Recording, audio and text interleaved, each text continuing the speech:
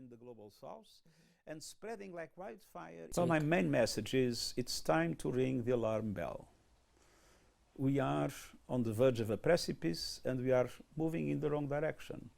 Look at the vaccination. Look at the difficulties in bringing together all countries to make sure that we make COP26 a success.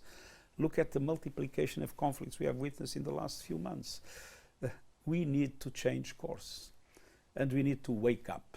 So my message to the leaders, wake up, change course, unite, and let's try to defeat the enormous challenges we are facing today.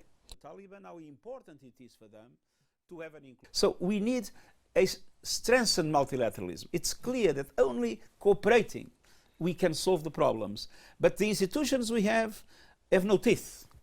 So, and sometimes, even when they have teeth, like it is the case of the Security Council, they have not much appetite to bite. We need a multilateral group of institutions, networked, working together, because everything now is interlinked, and with more authority in order to be able to mobilize the whole international community to solve the problems that we face. And that is exactly one of the objectives of the common agenda. Will be vaccinated in the middle of next year. We are on the verge of the abyss, and the truth is that objective very clearly fixed by the scientific community, that temperature should not go above 1.5 degrees until the end of the century.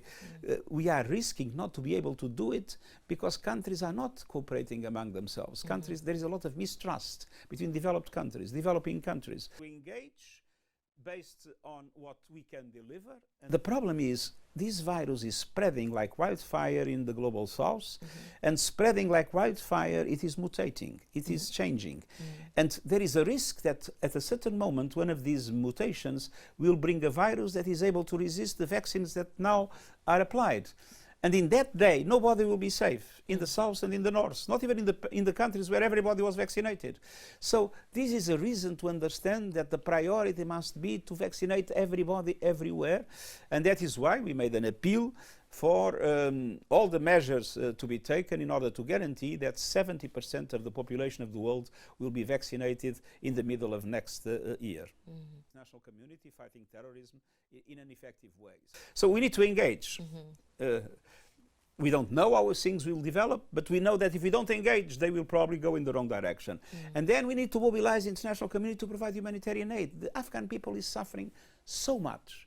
It is vital to bring to the Afghans food, medicine, and other basic forms of support to avoid the catastrophic situation in the country. For all the measures to be taken. Well, I think if one looks at a situation like the Sahel, I'm very worried.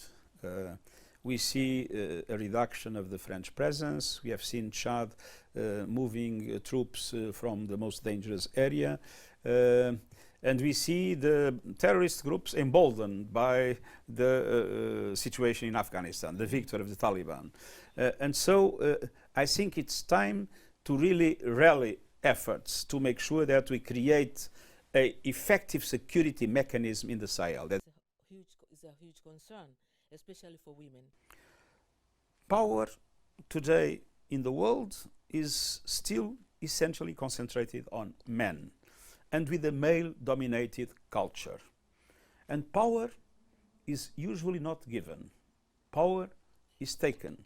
So we need women to fully fight for their rights, and we need the men that understand that only with full gender equality the world will improve and the problems will be solved. We need those men to engage effectively in the fight for gender equality. Women must be able to work. The biggest problem today is the lack of trust, and especially the lack of trust among the big powers. You see that in the difficulties of the Security Council to take adequate decisions to address the different crises in the world.